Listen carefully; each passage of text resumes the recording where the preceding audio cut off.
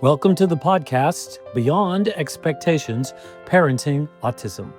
Follow Michelle Chabola's journey of raising a child with autism, the challenges, victories, and rewards. If you're a parent, caregiver, or simply someone seeking to understand autism on a personal level, you're in the right place.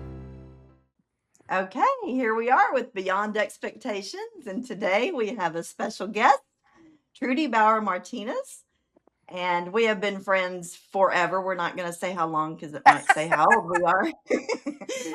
But Trudy All was time. a lifesaver for me. She was Gregory's first ever para that he had his second semester of kindergarten.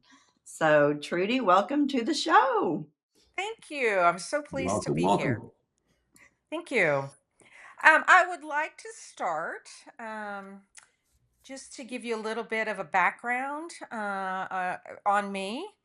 Perfect. And I think I have a kind of a unique perspective for your show because I am a trained occupational therapist, but I also was a para for Gregory, like Michelle just said, the second semester of his first year of school, kindergarten. And those two things kind of go hand in hand, and yet they're very different. I graduated with a bachelor's degree from Colorado State University in 1983 in occupational therapy. And way back then, it was just a bachelor's. You could get a bachelor's degree and then go out and practice. Now there's a lot more information, and in order to be a practicing occupational therapist, you have to have an entry level doctorate, which is a little different than a PhD. But there's a lot more information that has come since I graduated, and I'm very glad that that is. Um, So really the increase in diagnosis of autism happened during your career. it did. It 1980. happened. It did. What I saw really was um, probably starting in the 90s. The increase in diagnosis, the increase in recognition of learning, different learning abilities. A lot more research had come out in those past 20 years. Just a big, wonderful buildup of data and research that came out. And but when I first graduated from college, I practiced for 1 year at a rehab clinic, and then I really wanted to work with children, so I moved over into the school system. And excuse me, um, that was just my real love. I loved working with kids with all kinds of disabilities, and at that time, so this was only 1983, 84. I'm old. I'm getting pretty old. Experienced. Experience, Experience. not There old, you go. experience. And at the time, being young, you don't understand. You just have no clue what life is about. But you really don't. I still don't, but go I ahead. still don't. But now I can look back and realize how much information we've gotten in the past. Just in general, information has exploded in the medical realm, and it's just amazing to me. So when I graduated in 1983, uh, the Public Law 94 142 had only been in existence since 1975. 8981 2. So it had So, only been, Trudy, my job here is to sort of sit as the audience and wonder yeah. whenever there's technical words or What are you abbreviations that talking you about? might or might not know. So I've already got two questions for you. One of them is what the heck is a para?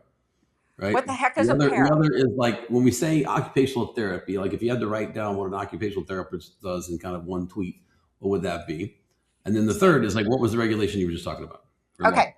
So an occupational therapist is a professional person that we help all people, whether they're from birth to old age, to be able to function independently in life. Most people usually have some kind of permanent disability, but if you can adapt things, um, you can function independently in life. And that's why it's called occupation, because your occupation is to be able to get through daily life and be functionally independent. That Interesting. means in your So, work, what would in be your examples of like the range of disabilities that you would be, dealing okay, with? so as an adult, I worked with people who had spinal cord injuries, strokes, head injuries, um, even people who those are more, and depending on what happens, you're going to Right. have more a whole full range of disability where there's things you can and can't do. Hmm. Um, and with like, for example, a spinal cord, a person who's been in a car accident and has had a spinal Hmm. cord injury, depending on where their injury is, they can be functional, they can be totally independent in life, or they're going to need a lot of assistance with Right. adaptive equipment, that kind of thing. It's a full range of all kinds of issues, but the main But focus. the main goal is the important daily tasks of take care of yourself, bathe yourself, dress yourself, cook, you prepare your own meals, that kind of thing. Exactly, Yeah, like the basics. exactly. All Okay. of those Now, so what is a daily para? Is it a parachute? Para what? pair. Parachute? So a It was parent, definitely my parachute. That's for Yeah. sure. so a parent in the school system is, help me along, Michelle. A paraprofessional basically is someone that assists your child, right, in helping him function in the classroom as far And as I Yeah. understand this is like a one-on-one thing. So a a paraprofessional one-on-one. would be, Yes. and so the paraprofessional Yes. would come to work and they would be assigned to Gregory, and Mhm. 8 a.m. to 3 p.m. they're Yes. riding alongside Gregory as an assistant. Yes. As Yep. an So my assistant. so my executive assistant would be my para. That's your para. Yep, that's There your you go. paraprofessional. That's a good You got one. a couple of them, Sean. Exactly. Well, I have some of the We won't same talk about that. You got racial difficulties as my nephew.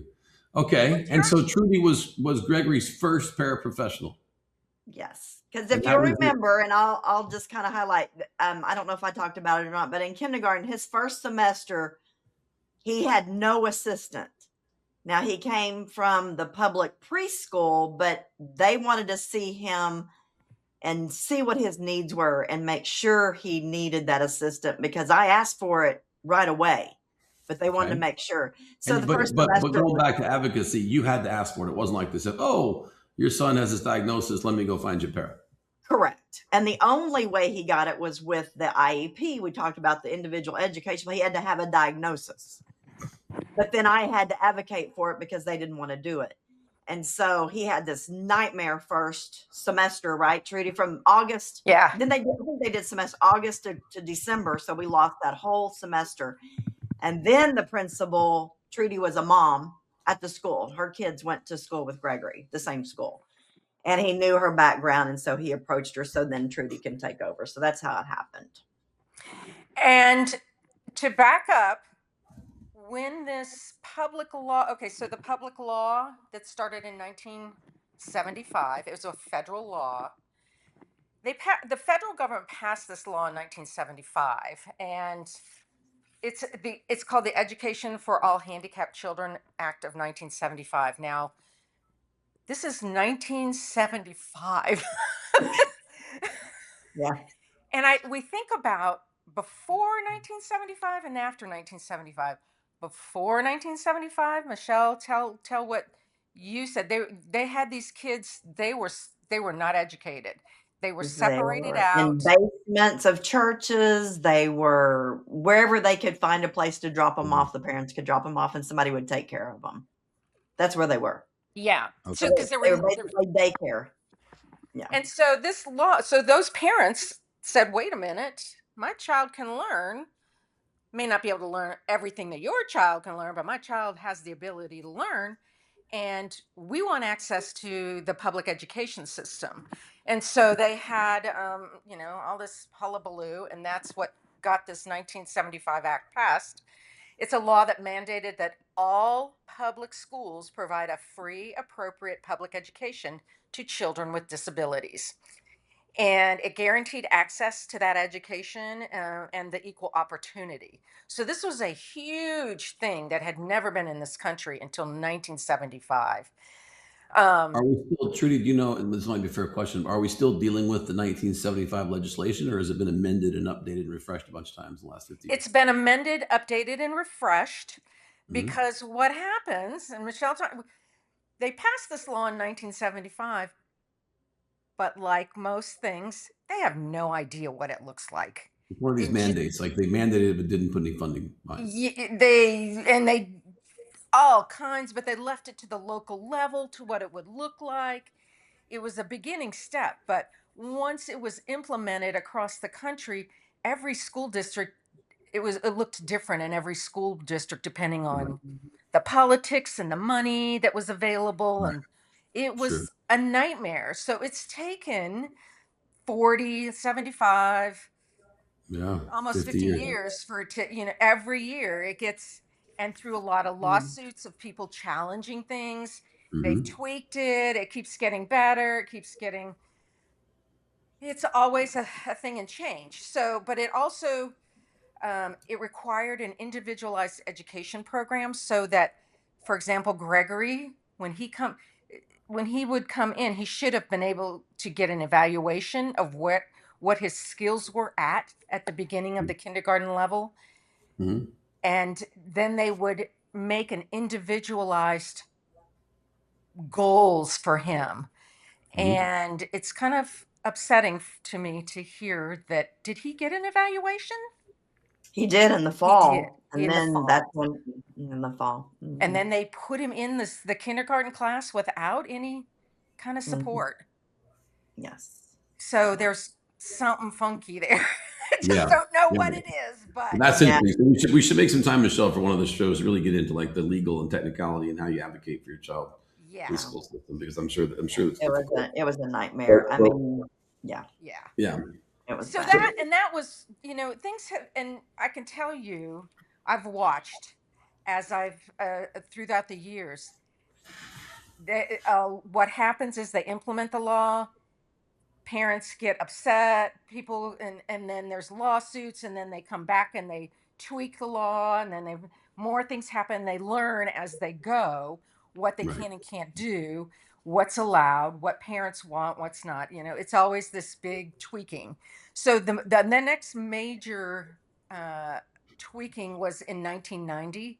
They added some amendments, and that was things like that. This was the first time autism was included in 1990. They, Interesting. 1990, Sean. Yeah. yeah, Wow. He they was finally born in 94. they recognized autism Remind as everybody what year was Gregory born?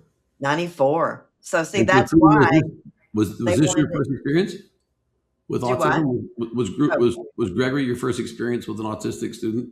me. Yeah. No, he No. wasn't. But it was the not the first time I had been out of, because I had three children.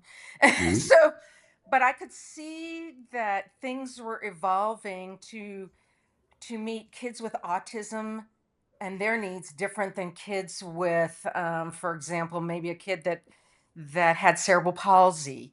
So, Right. with these, I mean, these children, they each have their unique needs, and so they need to be met uniquely. That's And so. that's So what. now, so now, Trudy, I want to take you back Okay. to covering you. So when we Okay. start to sort of fire questions into you, the audience will know how qualified you are. So we picked up. So Michelle met you in what year was that, Michelle? 90, so we moved there in 99. He went But to kindergarten. maybe just give us that overview that I interrupted on your profession and how long you worked with kids like Must Gregory. have been 2000, Trudy, when we met. Yeah, go ahead. So by the time I met Gregory, I knew that the principal. I was living in the neighborhood, and the principal approached me. He knew I was an occupational therapist, and he asked me if I'd be interested in being a pair, and I said absolutely. I mean, I was sitting at home. I really was bored. I couldn't go back to work yet, but I. Right. So I was.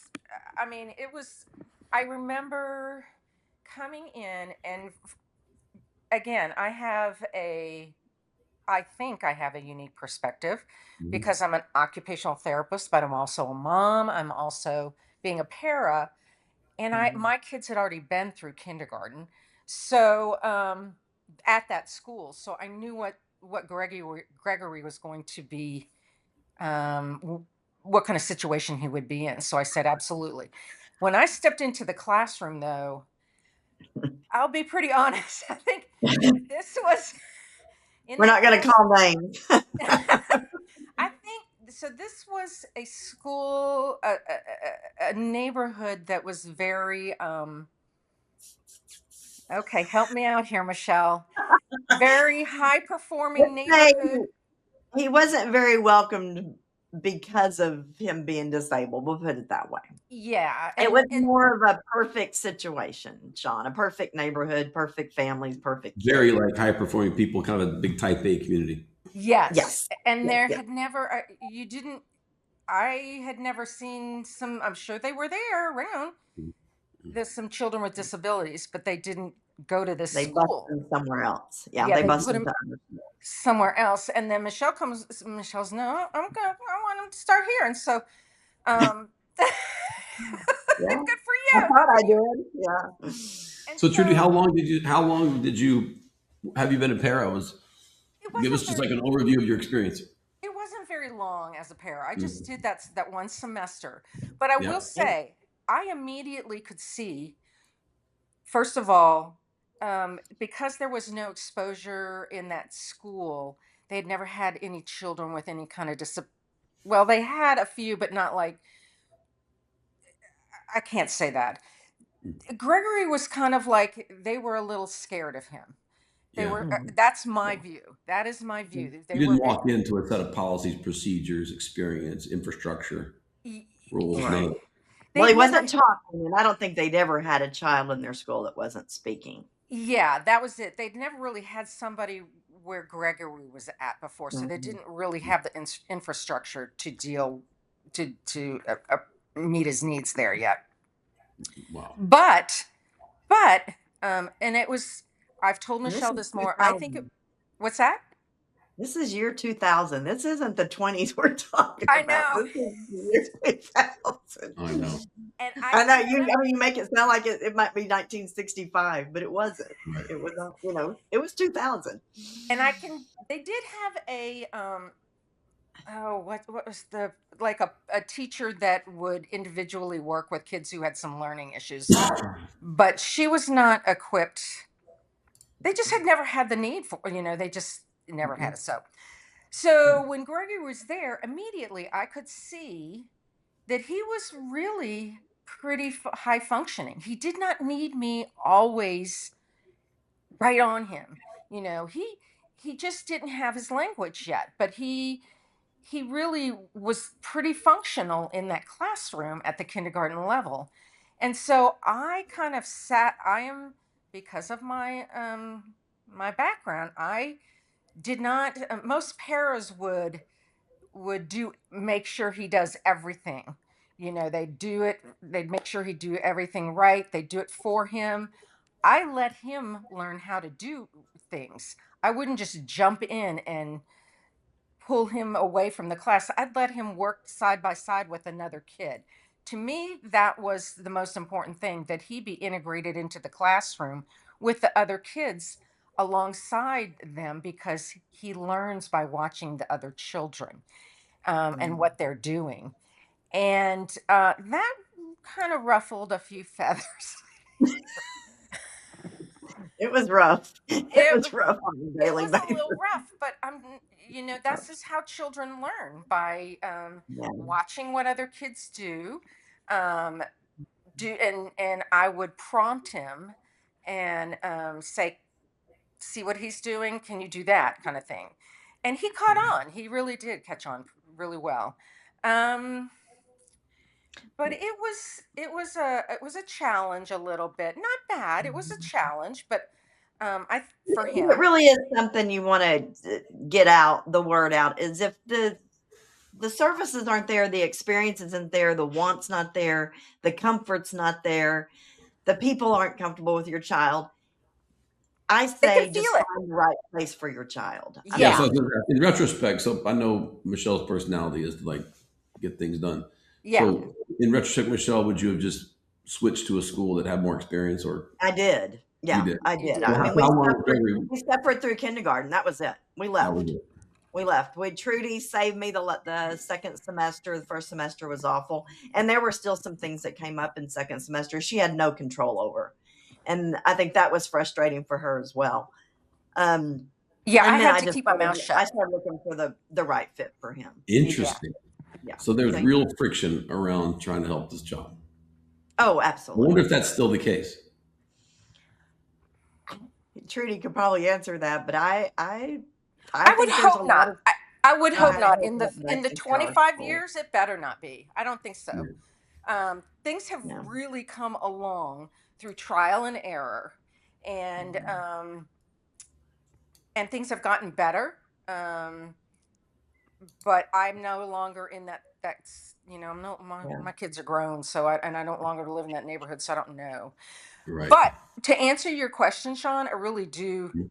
I see really good things since then slowly coming into play. People challenging and saying, no, this is no longer the way it's going to, like I said, you tweak it every year you tweak it, and it's because of parents that come in and say, or teachers newly educated teachers that come in and say, hey, there's a better way to do this. How can we make this better? Now, it all depends on the school system too. There's a lot of pressure on schools now. That's a whole different podcast. That just things are always evolving. Yeah. But I really, I just really feel like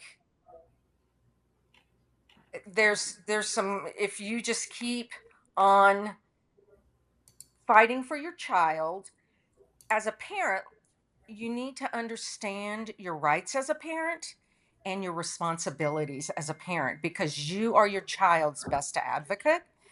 And you need to understand where your child's at, what they can and can't do, what their goals are. Work with all these people, all these educators are really wanting to work with you. That's why they've dedicated their professional life to this. Um, but you've got to work with them instead of everybody's got to quit fighting. We would all, if we could all quit fighting in this whole country and just work together.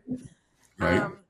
It is not an easy thing to balance between the needs of the school, the needs of the other children, the needs of your What child. I hear, Trudy, is something that just sounds completely unscalable. Right. What we say in a business context is it seems highly customized, to each child, and it requires, a skilled professional or a skilled person, one-on-one. I mean, it's very expensive, right? Yes. And I mean, think about I think in Texas schools, it's not unusual to have 25 or 30 kids per teacher. So here we're talking about 1-to-1. Right. That's It's, it. That's right there. Mhm. That is you bingo. You've said it.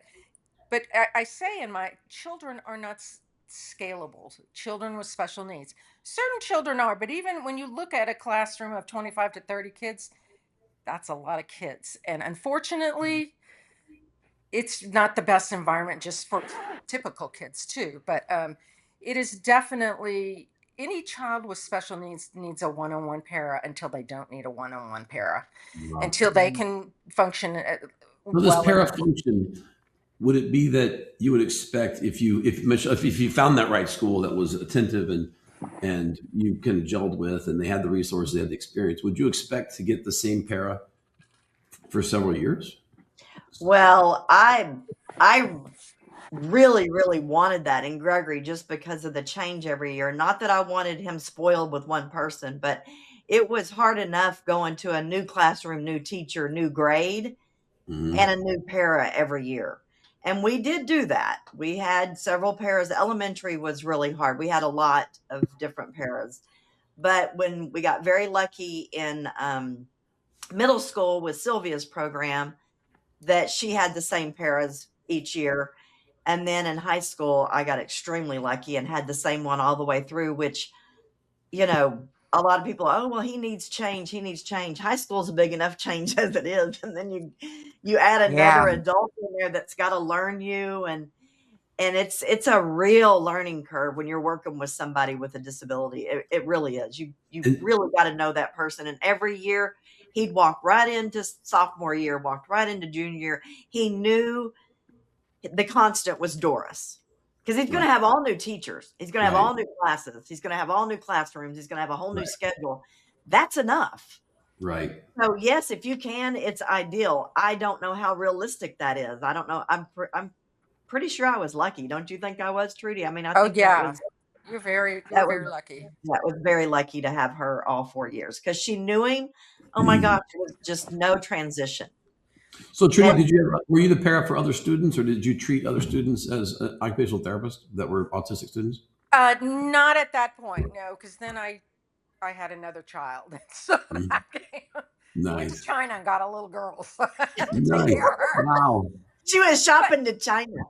wow, that's amazing. Good for you. but I do want to say for the parents that are going to be listening to this podcast, the number one constant for Gregory was his mother. That is really the constant. You are your child's best advocate.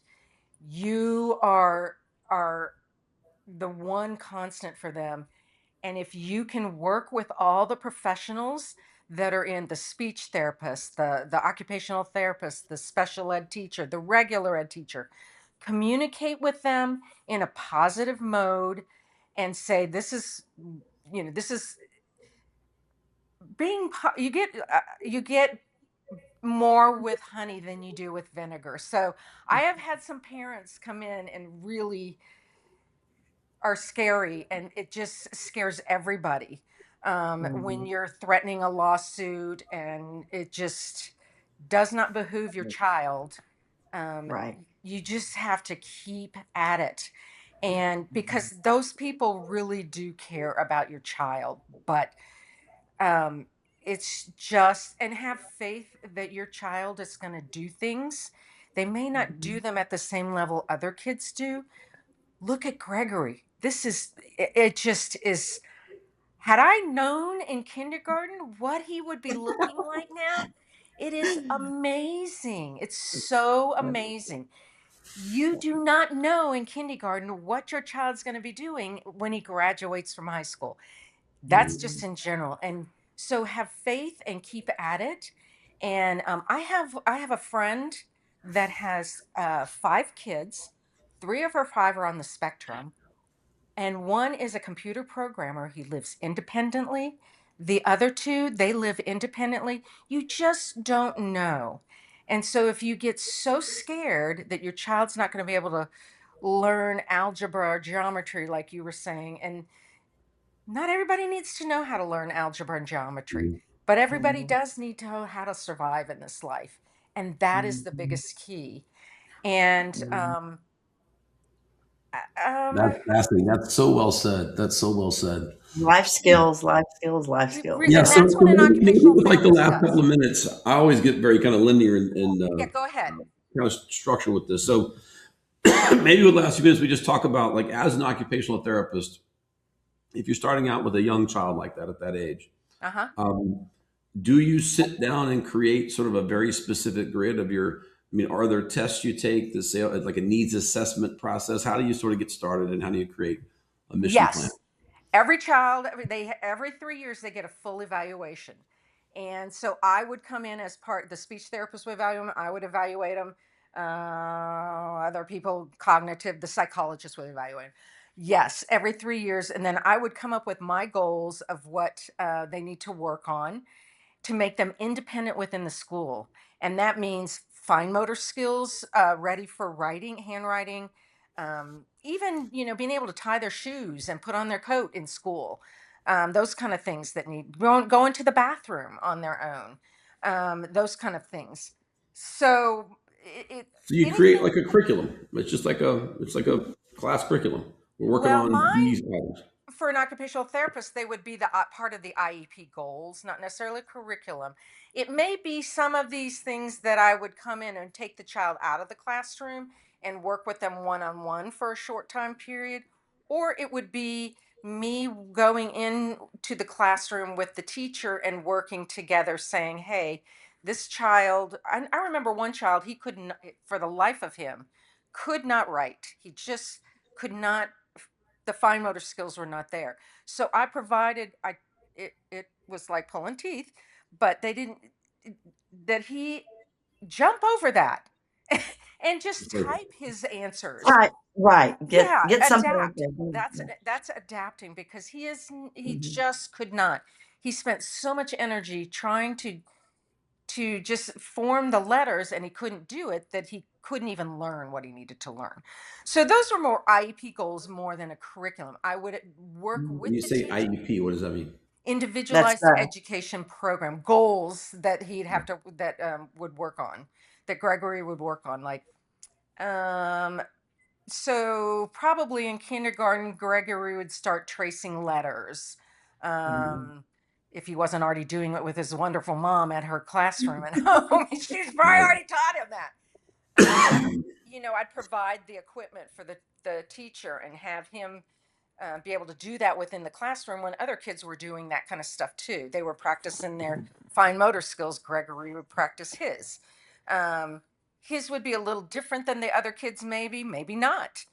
Just depended on where he was at and where they were at, what he specifically needed to work on at his level. Meet him where he was at, and then not where you wish he was at, but where he was at, and work on those so that he could then do the next step. Once he finished that goal, then he could do the next step. Does that make sense?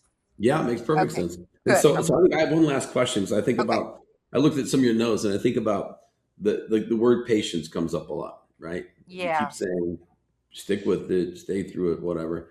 How do you, how do you actually do that? Like, what did you do as a professional to because it must be very frustrating, right? Well, this is what yes, it is very frustrating, especially for Mhm. somebody like us, who we are all three very goal oriented. Hmm. I'm a hard worker. I get something done, I focus on it, and I get it done. Um, what I would suggest to my parents is that would be part of their repetition. Just that's how you learn. These kids Mhm. learn. Keep doing that, repeating it. When it becomes a habit, go home and spend 30 minutes practicing your writing, your tracing your letters, or whatever fine motor skill that you're working on. Um, it's a slow kind of thing, um, but before you know it, all of a sudden, wow, actually there is some goal here. I'm used to doing it once and I get it done, and I achieve it, but they might have to do it 10 times, but they will get it done and they achieve it, and then they go on to the next one. That's where you have to change realize what your expectations are, and adapt those for your child to meet them at where they are, and what they can work on and focus on. Does that make sense? It's That makes hard. Yeah, perfect. it's It's hard. hard, but it's really the best thing is repetition. These children, the more they do it, the better they get at it, Right. Mhm. whatever they're doing. And Mhm. so, for example, Michelle said she would always have the words, like the word door over a door.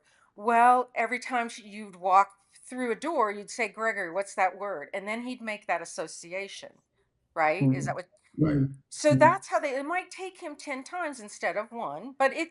he's going to do it after 10 times. Mhm. Mhm. Yeah. Sometimes takes me 20 times to do something before I finally go, Yeah. "Oh, I get I it know. now. And I then get just it." the way they learn, he never read phonetically, Trudy, never, because it just didn't make sense to him. But he'd Yeah. seen the word door, so when he saw door in a book, he would remember that that was door. He didn't read door. He Yes. remembered. Remembered it. He Remembered it. remembered.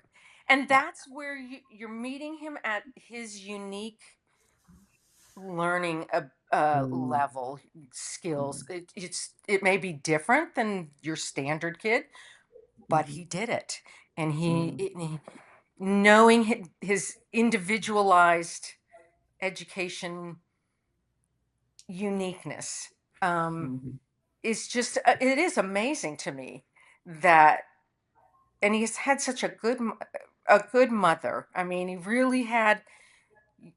Every parent, you need to advocate for your child to the best of their ability and just have faith in them, and breathe, patience, and breathe. Lots of breaths. Lots of breaths. And breathe. That is so helpful. Well, Trudy, Yeah. thank you for helping us, and thank you for helping Gregory. My pleasure. I Yeah. hope it helps. I hope that biggest thing, remember, when your child is little, you have no idea what they can accomplish. They That's can right. accomplish things. It's amazing. It's truly amazing what they can Yep. accomplish. So it's That's good. right. It's all good. All right. Thank you Okay. so much. You're All so right. That's welcome. amazing.